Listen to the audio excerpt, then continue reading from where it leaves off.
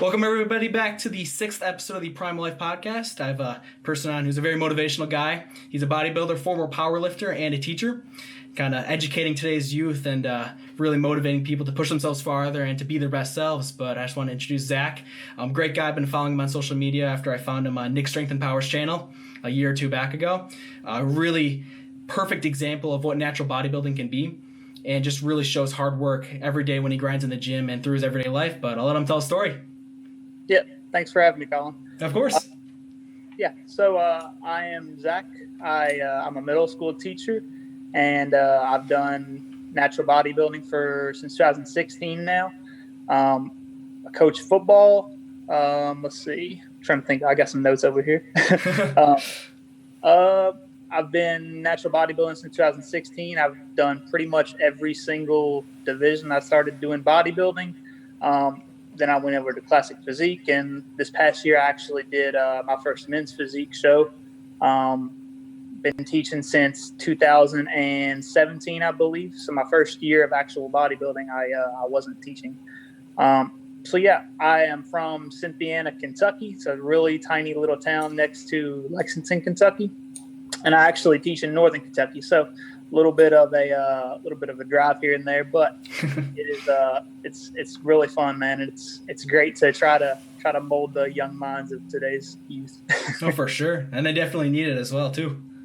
Yeah, for sure, man. So you have a very long career in both powerlifting and bodybuilding. Was there a driving force or a moment in your life that really pushed you into that field of self-improvement and just becoming better in every part of your life? As far as powerlifting goes, so I started powerlifting in college. So I went to Northern Kentucky University for college. And I think around 2012, 2011 maybe, I actually met Nick from Nick Strength and Power, which that's how most people add me on social media. But I met him in 2011, I think. We were in the same dorm hall. So I think he's told this story multiple times on his channel, but so I met him. We were actually in the dorm bathroom when I met him. I was leaving the bathroom, and he was like, "Hey, bro, you look like you lift." And I was like, "Yeah, I lift a little bit."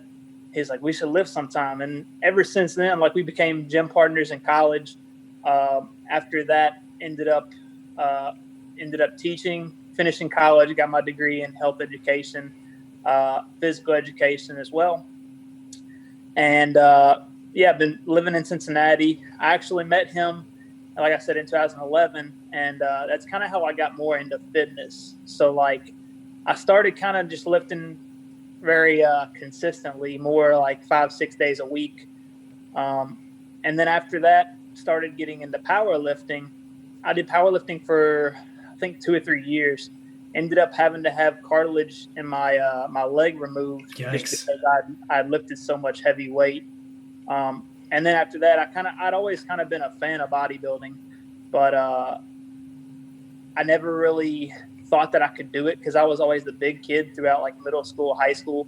Because I played basketball in high school, and that was kind of always my role, was just kind of push people around, because I was more of a bully in high school because I was 220 pounds, bully in basketball is what I mean. Yeah. So I kind of started to want to do bodybuilding because I couldn't really lift super heavy anymore, just due to having to have surgery on my leg.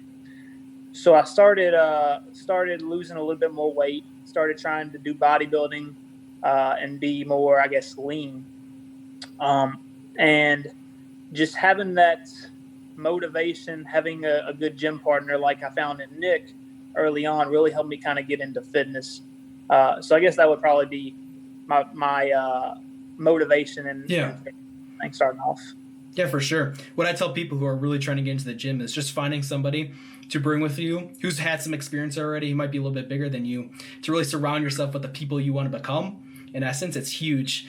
Just gives you that the days that you want to skip, they'll force you to get out of bed or force you to come with them and really help instill the working effort and the motivation and the determination to become better and almost be like them. And competition is huge as well, as long as it's positive.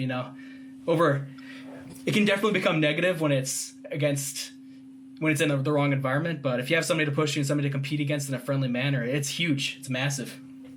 Yeah, I mean, a lot of that, especially like with bodybuilding, it's super, super mental. Mm-hmm. So if you're not in a good headspace and your mental health isn't good, then it's not going to be a fun time. But having someone, especially just to push you, if they're stronger than you, that's for sure a plus. And whenever we would work out in college, like me and Nick, when I was first starting off, since I was 220, 230, like first year of college, we would deadlift and stuff, and I would always be stronger in deadlifts than Nick was. But then we would do like basically any bicep stuff, and he would just blow me out of the water. Yeah, for sure.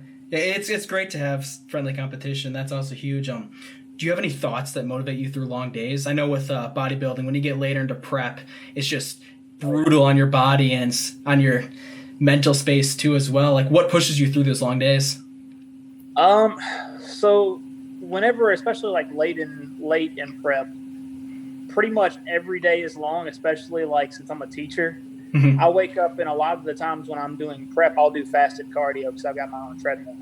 So I'll wake up at like 4 a.m. and I'll do fasted cardio for like an hour, and then I'll shower, I'll eat, and then I just go straight to school, and I'm teaching until 3 o'clock in the afternoon, and then straight from there I go straight to the gym. That's crazy. So a lot of the times, especially like late in prep, I do a lot of watching like motivational videos on YouTube. I do a lot of I listen to a ton of music. I mean, I have so much motivation that I have to get through, and a lot of those like later days, that energy's really not there a lot of the times. And I'll be the first to tell you, like, I'm a caffeine addict. Like, I drink so much caffeine. What's your favorite source of caffeine? My favorite, other than pre-workout, probably energy drinks, like the diet or zero ones. Okay, I've never tried those. I've been a fan of Bang for a while, and just the 300 milligrams. Once you get to that range, you just, for me especially, I kind of have to limit myself to those because you get so like used to the caffeine, but it also like takes a toll on your heart too. And so you got to find a balance between health and having energy. Yeah, I mean, I'll probably have 1 or 2 of those throughout a week. What I like to do is I'll usually have one Monday mornings. Like, as a teacher, I hate Mondays.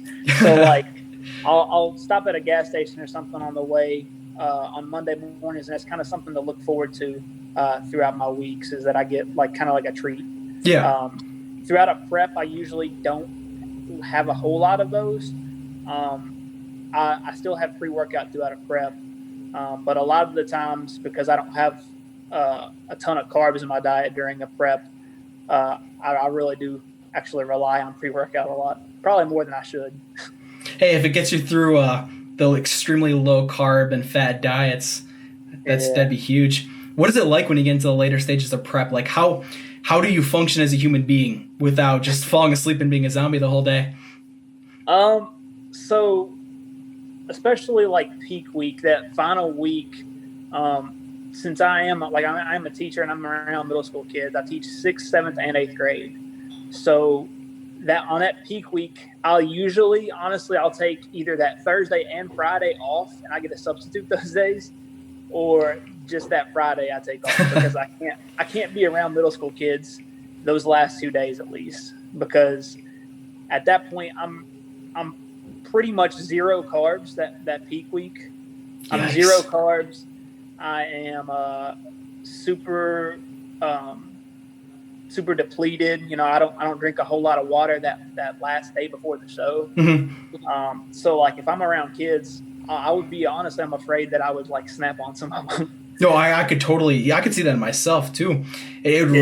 People don't understand like to the level that it just affects you being on such low calories. Like I remember I did swim season and I cut my calories too, not by a ton. I was still consuming like 2,500 calories a day, but I was swimming a ton. And I remember even though I wasn't like single digits body fat, my mood was just destroyed, and I had no clue why it was until I did some research and eventually learned like what low carbs, low fats, when you're doing that much cardio does to your body. And I don't think people truly understand like how hard natural bodybuilding is, and like getting through like the extremely long days, because you can be like good at basketball, you can be good at football, and you go to your practices and you just grind. But a lot of people, the sport ends for them after the practice is over.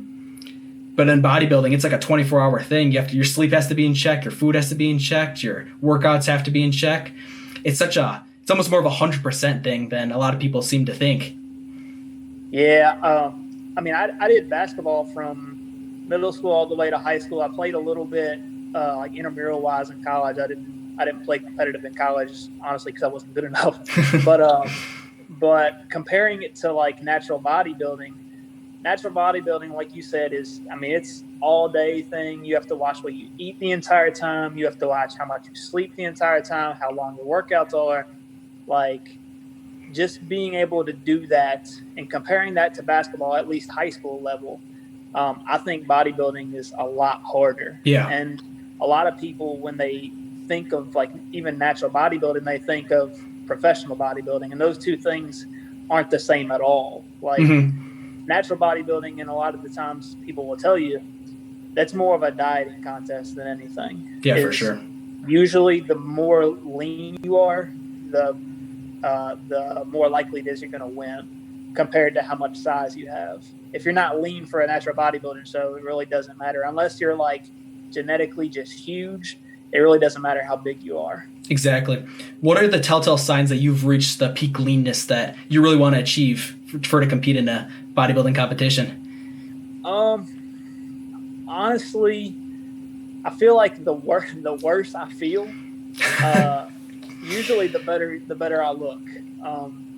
I know last year I feel like was the best I've ever looked, and I felt complete awful during peak week. Most of the times, if I can see like my serratus or like my obliques over here really, really well, that's usually a good sign that I'm around like 5-6% body fat. The death face, obviously, yeah, with the cheeks sunk in. Like this prep before I called it off, which ended up being a good thing since the shows got called off anyways. I started kind of having the death face of like 8 weeks out, which is why I was like, honestly, I was going to keep the beard regardless, because I hate seeing that. And a lot of the times, like relatives or coworkers, they don't understand that. So they're like, oh my God, you need to eat something. And I'm like, I'm eating the same amount. I'm honestly eating more now, but it's just a lot of like tilapia and a lot of broccoli, a lot of like brown rice, like things that are really, really good for you, but they're burning so fast. Like I eat just an incredible amount of fish during a prep, and that burns so much faster than even chicken or beef or anything like that. So, I mean, I'm eating almost more, but more volume, less calories. Yeah, it's a lot less calories after all the cardio and after all the workouts and stuff like that. I'm usually at a deficit during a prep. So yeah. What do your kids think of you competing in natural bodybuilding? Do they notice the death face and the telltale signs that you're competing in one of the hardest sports? I don't think that they've ever noticed like if I have a death face or anything, because I'll be there on a peak week. I'll be there Monday, Tuesday, Wednesday, and then I usually won't be there Thursday and Friday. But I have like the week after, if I come back and like I still kind of be like a little bit tan from the show, from the like the fake tan, they'll be like, why are you orange? And they don't really notice the death face or anything. I mean, they know that I compete in bodybuilding because they've asked me about it. Almost immediately, like as soon as I started teaching, they found like all my stuff on Nick's channel that I've been on there. So I mean, because at the time I had my own YouTube channel at the time, and I was posting stuff. My first year ever teaching, I deleted that all, and I was like, I can't have that on here because I'm afraid that they're going to show that to my principal or something. So like all the stuff that's on Nick's channel for the most part, I mean, I don't have any control of that being on there. But I mean, it's not like anything bad, I guess. Yeah. But they've all seen it, and every single year, like the kids will be like, "Oh, you're on YouTube," like, and they'll find it without me even knowing. They'll just start playing. Like I'll be trying to teach in class, and I'll hear the intro from this channel. I'm like, "What are you doing?" That's hilarious. Yeah. But so yeah, I mean they know all that kind of stuff, and a lot of the time, some of them will get super interested in it. They'll ask me, and I've got one student in particular that like watched all Nick's stuff, and she actually knows like all about some of the old bodybuilders. Like they'll be like, "Oh, do you think Ronnie Coleman was better than Arnold Schwarzenegger?" I'm like, "You weren't even alive then." That's hilarious. Yeah. Do any of them ask you for fitness advice, and like how do they get big, and how do they put on mass at such a young age? I've had some of my football players do that, yeah. And a lot of the times I'll tell them like, you can start doing body weight stuff at your age, especially like 6th, 7th grade. When they're in 8th grade, I'll tell them like, make sure you have proper form before you do anything. Oh, for sure. Because if I learned anything when I was starting to get into lifting at like 8th grade, 9th grade, it's that you need to get proper form before you start adding more plates to whatever set you're doing. That's probably the best advice that I can give to a beginner too. It's just really focus on technique. Otherwise you'll be tearing up your joints and injuring yourself. Yeah.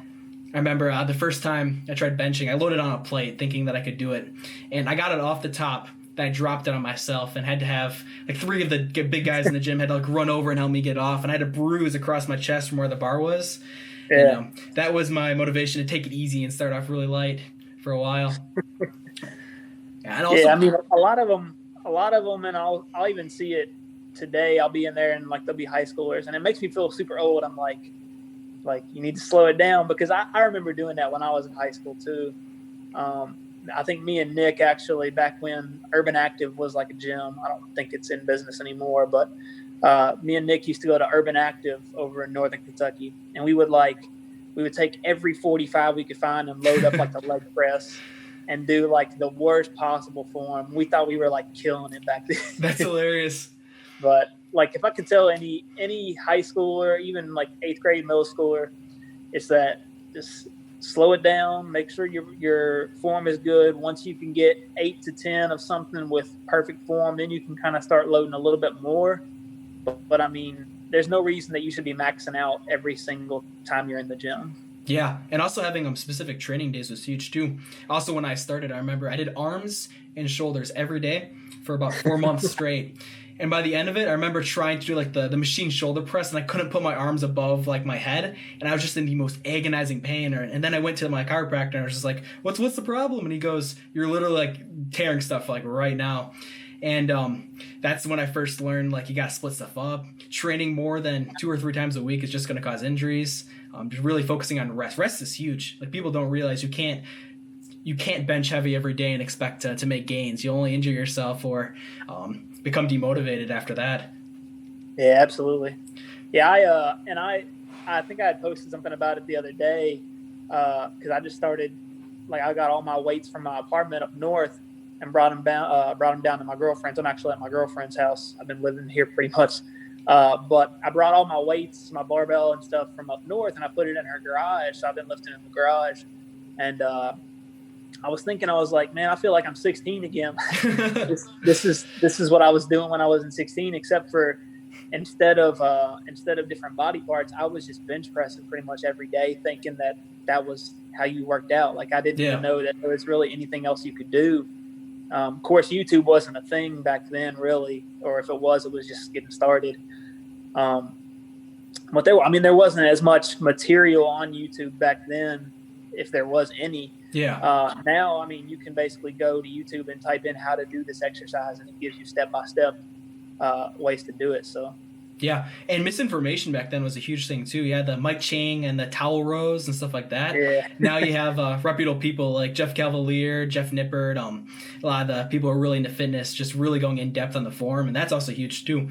Like, people, what I tell people is just to like grind and just watch as many videos as you can. Try to absorb as much information as you really can, just to get the best idea of what you need to do in the gym. Because knowing what you're doing, it's almost like when you're untrained, not knowing what you're doing and just kind of focusing on just kind of grinding and training hard with no general structure to your routine. It's almost like that 1 year of training could be done in like 2 months of like actually like a structured, like people don't understand like how much having a structure and having the set number of sets, number of reps, the exercises really does to like increase your physique.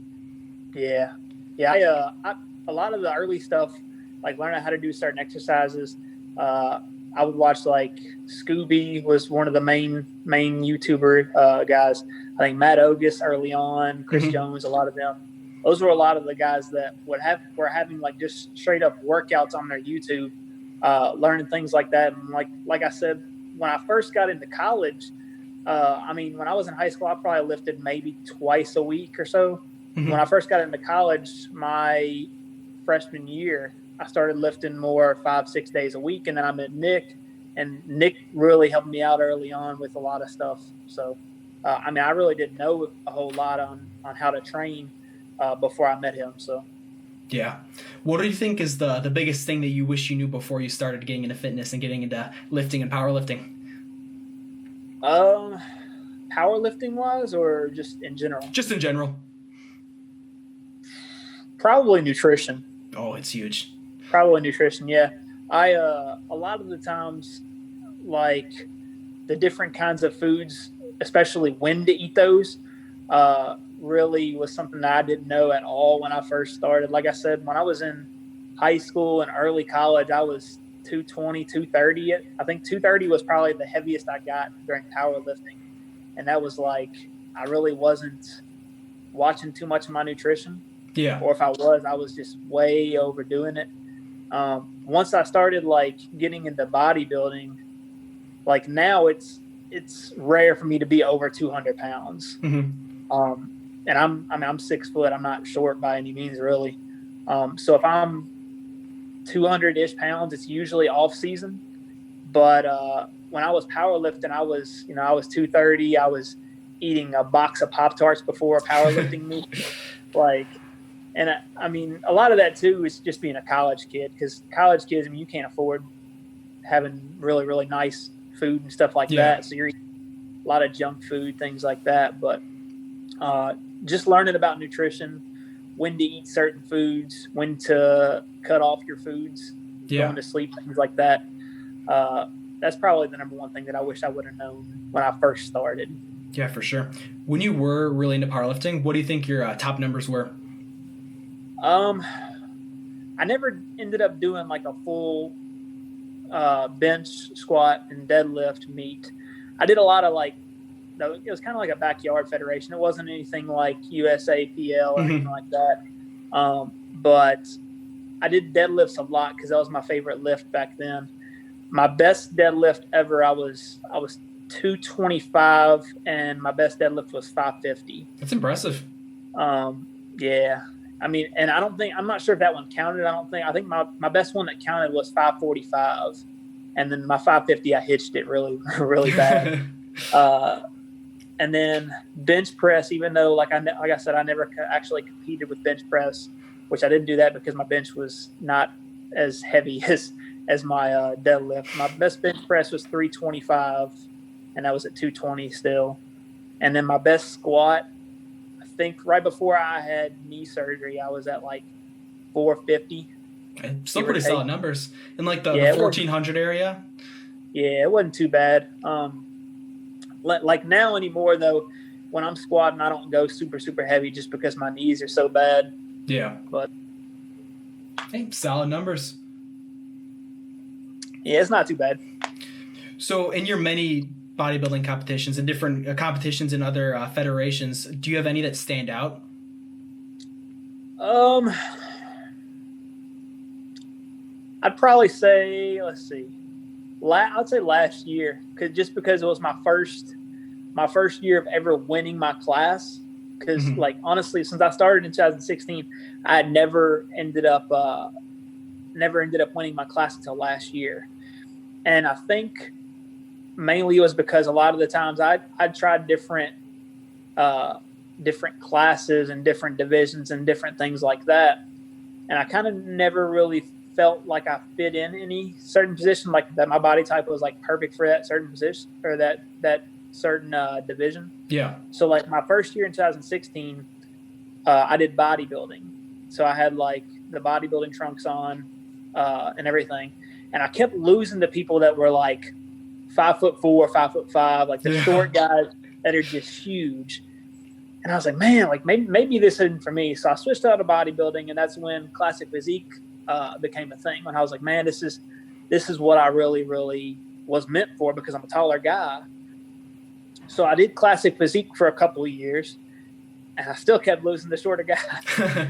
So I switched from that last year, and because a couple of years before that, someone had told me, they were like, you should try to do men's physique. And I was like, man, I don't want to do that. Like, I don't want to wear the board shorts, and I like to pose and things like that.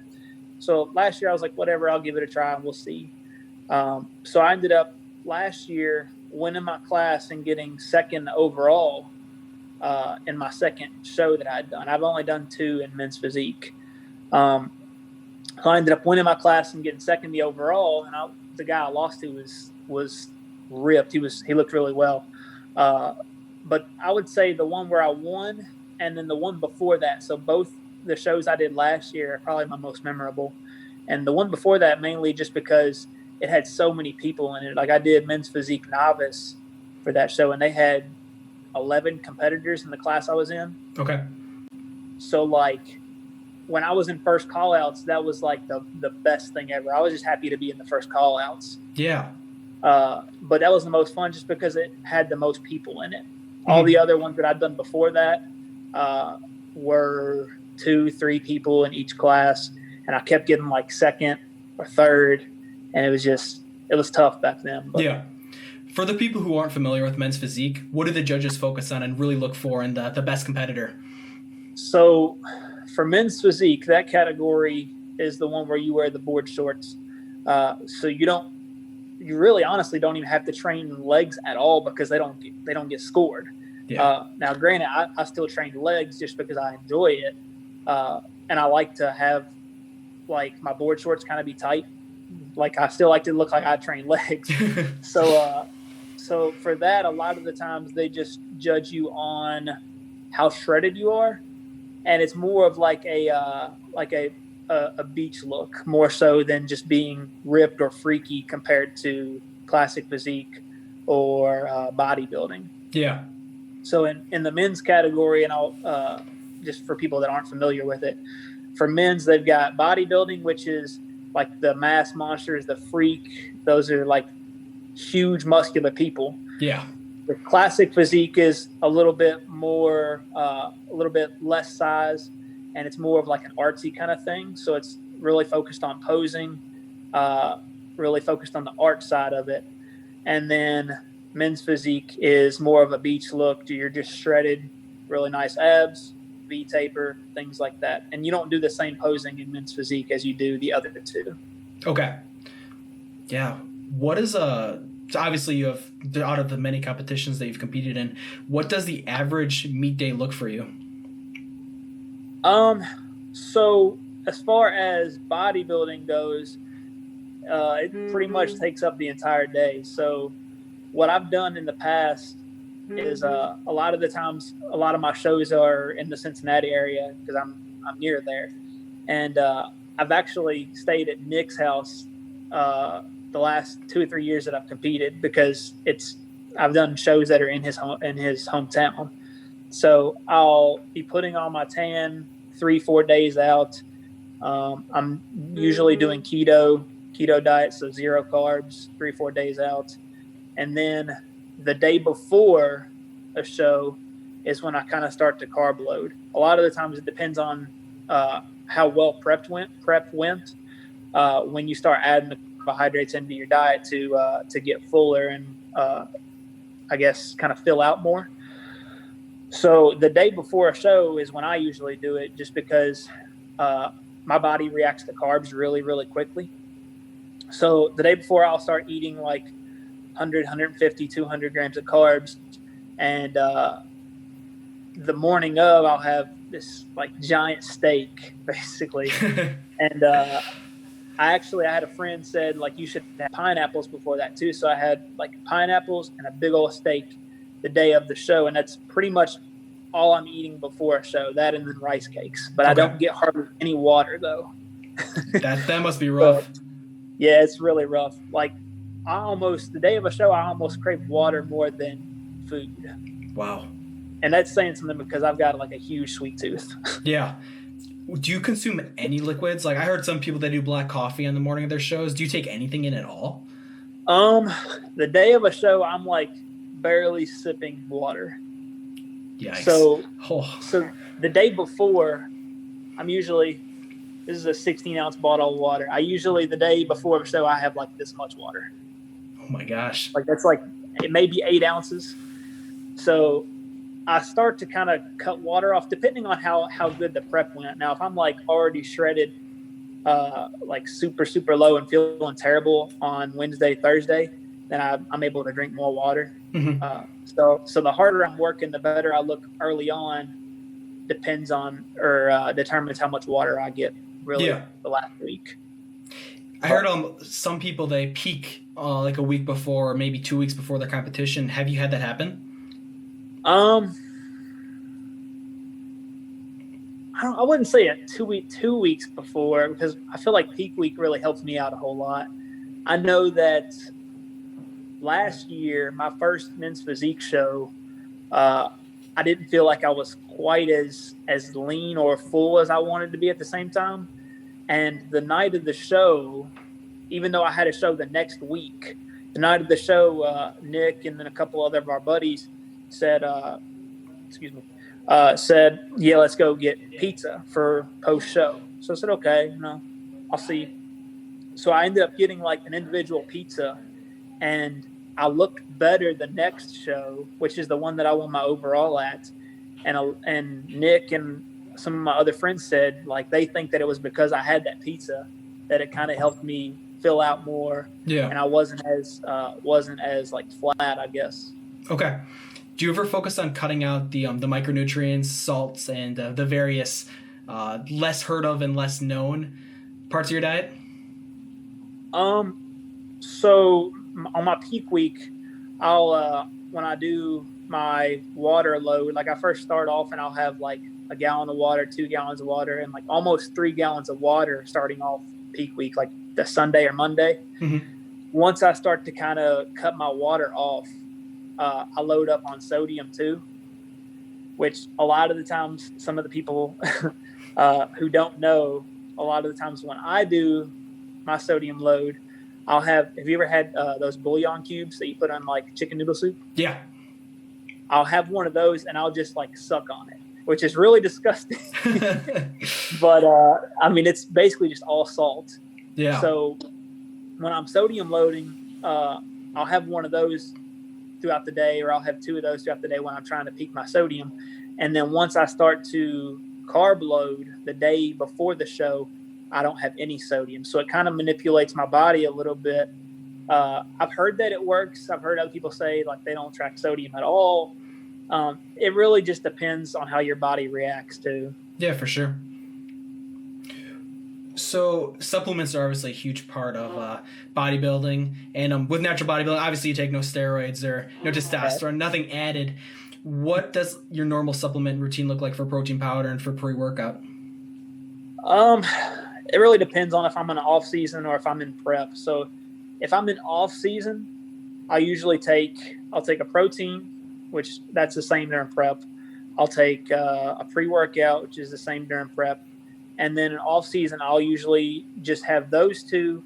And then right now I'm taking a multivitamin too, but that's only because I have it from prep. Mm-hmm. Normally in the off season, I don't take any multivitamins because I'm still eating most of my micronutrients. But throughout prep, I definitely always have a multivitamin. So off season, I'll have protein, pre-workout, usually a creatine supplement if I'm trying to put on more size. Yeah. And that's really about it in off season. I don't really have a whole lot of supplements. I try to eat more food more than anything. Yeah, that's what I tell people too. And then during prep, I usually have more during prep. So I'll have protein, pre-workout. I'll have a BCAA, which I take during my workout, so an intro workout, and then I'll take a multivitamin and a fat burner. So my fat burner, I only take it like usually 8 or 9 weeks out. I don't take it the whole time. Okay. Do you steer people away from any types of supplements? Is there anything in the industry that you see that you just don't even consider or recommend people against taking it? I don't know, man. There's a lot of like, I feel like there's a lot of BS supplements, like ones that people try to recommend that they don't really do a whole lot. Yeah.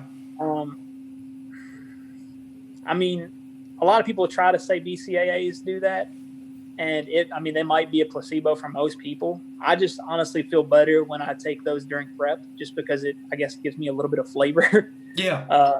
More than anything. That's probably the one that during the off season I feel like I don't really need, and that's just because it gives me flavor. Other than that, not really. Just as long as you have a protein and a pre-workout, I feel like that's really all you need. Yeah.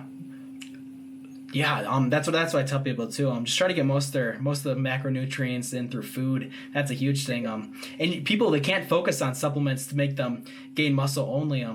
There's a kid who goes to my gym, and he walked in with a full pizza the other day, and back when the gyms were open. And then he thinks that taking all this protein powder, he combined protein powder and creatine and like fat burners together, and he's thinking that he's just going to get jacked off of those. I think there's just so much misdirection in the fitness industry, and people saying like eating 400 grams of protein every day is like going to get you big, when in reality your body only absorbs like 33% of that number. Yeah, if you have that much protein, you're probably going to be in the bathroom all day. That too, yeah. But actually, one of them that I think is pretty much useless is mass gainers. Yep. That would be the one that I was thinking the other day, because I used to work at Dick's Sporting Goods when I was in college, and a guy came up to me and he was asking me about mass gainers, and I was like, "Nah, just eat more." Exactly. He was like, "Yeah, but I'm eating so much food." So I was like, "Well, how much do you eat?" And he told me. I was like, "All right, eat more." Yeah. Yeah, people don't realize there's so many people who think that they can't gain weight or their metabolisms are super high, and then when they lay out all their calories on MyFitnessPal, it accounts for like to 1,500, and it's just like, dude, just eat some peanut butter before you go to bed. Like, it's really not that hard.